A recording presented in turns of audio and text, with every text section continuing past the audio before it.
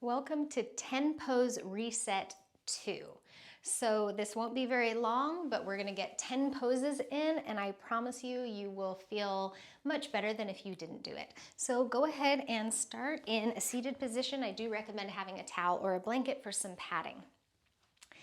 Take a deep breath in and let that go. Bring your hands together to your heart.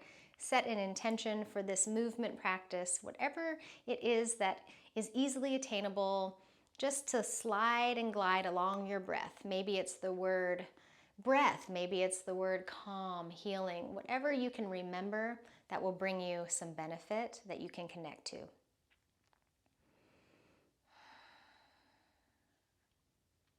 And from here, inhale again fully.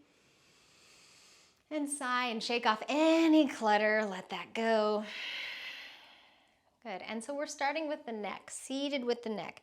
So you're gonna find one ear towards one shoulder and begin to just gently move. The chin can go a little up, a little in and down. You can change that around, but you're focusing on one side of the neck over the other, and your breath is moving through. Let the tension sort of guide you, let the breath guide you to open this up. And then roll your chin down towards the heart. Pause there for a moment. Let the weight of the head hang. And now roll your ear towards the other side. Now maybe, if you're like me, you chose to go to the side where the neck had more length on that first side, or it felt like it was less tight, I should say. And this might be your tighter side if you're like me. So you might need to spend a little more time, a little more sweetness there, flow your breath a little bit more, kind of a flow instead of getting it caught. Checking in, relaxing the shoulders. Oh, it's so good to open up space in our neck. So good for our minds, our jaws, all of it. And now roll the chin back down towards the heart. And one vertebra at a time, take the head up and sigh out. From here, move your blanket off to the side and we'll come into an all fours, not an all fours, but rather a seated position with your feet forward, hands below the knees. You might have to take your feet a little closer, a little further away for you to feel really balanced with this. Elbows draw in. We're going to amplify the lift in our sternum, opening up the chest, shoulders draw back. And as you exhale, hold on below the kneecaps and round the spine. So you're opening up between the shoulder blades. And I want you to take a deep breath in there and out. Then inhale, roll up, opening the chest, shoulder blades onto the back, working paraspinal muscles. Exhale, opening through the back. And we'll work with this seated cat-cow. Feel the feet touching the earth. And feel the breath through the body as we also gain access to extension and flexion of the spine. It's only 10 postures, but in each one we're kind of gonna get a little more bang for our buck. And then come all the way up. Okay, so that was posture 2. Posture 3, bring your hands below the legs. Lean back and take yourself into a small boat or baby boat pose. Shins can be parallel to the floor or even lower if you're newer to this. Roll the shoulder blades onto your back similarly to what you just did. And if you want to add a little bit of movement, which will make it a little tougher, then feel free to do that. Or you can stay exactly as you are. I do ask that you remain breathing. If this becomes too much, put the toes down or the full foot down. If you want more today, then you can take your hands off of your legs and either hold or continue the movement, which will bring more into hip flexors and quads. 5, 4, 3, 2, and 1. Now from here, we'll go ahead and roll over and move into posture 4, which is going to be either knees down plank or classic plank. So knees down plank, you're drawing your pelvis forward, you're drawing the organs towards the spine, knees are down, toes are tucked and down. Or coming into your full posture here, breathing. Keep yourself feeling nice and steady. Breath is number one. Posture is secondary. 3, 2, and 1. And then we'll move into child's pose. And I've already forgotten. I think we're on, let's call this pose 5. Breathing in your pose and reaching a little more forward to get more length through the spine, through the side body, through the arms, and connecting with the earth. If you need to change this pose in any way to make it more accessible, feel free to change it. This is your time and your practice. Even if you want to come up more here, if that's better on the knees, that's totally fine. For 6, we'll move into downward dog because I love to place a downward dog just about in every practice, depending, but in most. And we're going to choose some differences in downward dog. So we're going to take the ball joints of the feet together and breathe here. And then we're going to take the feet about hips distance or a little wider apart and continue breathing. Root the palms down, really feel that connection to the earth.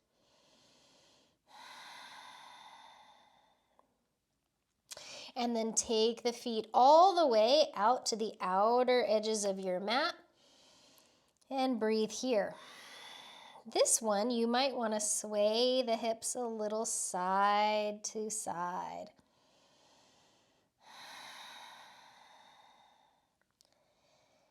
Now for 6, we'll go ahead and turn the heels in and walk into Malasana pose. So if Malasana is a little tough where you have your toes and knees turned out and you're squatting down, you might be sitting on a chair or on some height like a block, and maybe you're a little higher up with the chest and the hands. And you can even put a blanket under your heels. Breathing here, letting the spine and hips open. Keeping your breath thorough. Maybe adding a little movement side to side. All right, slowly transitioning into a fold. Chair pose is number 8. So you're going to come up, start with the hands on the legs, take the feet the distance apart that just feels best to you. You're not overreaching or over tucking. Find something nice and in between. And then as you're ready, choose where you want your arms to be. Maybe the hands are at the heart. Maybe the arms are forward. Maybe they're alongside of the ears for more work.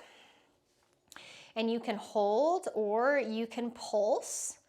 Pulsing is going to increase the work, especially if you're not straightening the legs in between. If you're staying bent the whole time, that will be more work.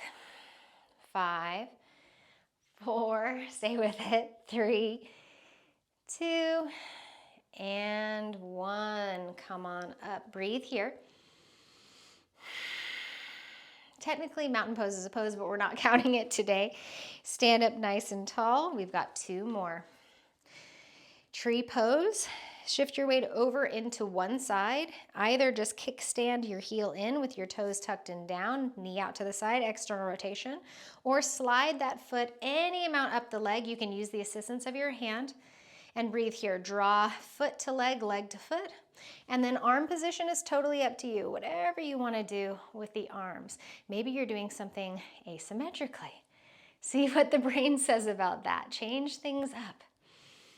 Maybe add movement here, waver and wobble and work your balance there. And then draw the knee forward, down, march it out, and we'll do the other side. Choose where the foot goes on the leg. Draw into center, and if you need to hold onto a wall, feel free to hold onto a wall or a chair at any time. Arm position can change. Asymmetry can happen and the world won't end. And then maybe you're wobbling and changing location, playing with that balance, really creating those neural pathways to help you learn how to stabilize and kind of right yourself, even if you were to fall, to come back. There's a metaphor there for life. I'm sure you've noticed. And then we'll draw the knee forward, put it down, and march it out. Final posture is a kneeling down lunge, because I really want to give our hips something special as we go on through the rest of our day or moving on to bedtime, whatever it is. Having your knees down onto a blanket or a towel. You might use your blocks here or not. 1 foot forward, and then pelvis only draws forward to the point that it feels like you're getting a nice hip flexor stretch, but you're not overdoing it. And we'll let this be a movement posture, so we're getting, again, more bang for our buck. Coming forward on the inhale and reaching the hips back, lifting the arch and the toes on the exhale, spreading the toes out. Inhale forward and exhale back. Inhale forward and exhale back. And we'll go ahead and switch sides. Other foot comes forward. Again, finding the distance apart for your knees, forward to back. That feels good on that other set of hip flexors. And we're going to pause here for a moment to acclimate with breath. Give yourself complete patience. We're so much less patient with ourselves than we are with other people, and we need to extend that patience to ourselves. Inhale here. Exhale, shift back, spread the toes, lift the arch. Inhale forward. And exhale back.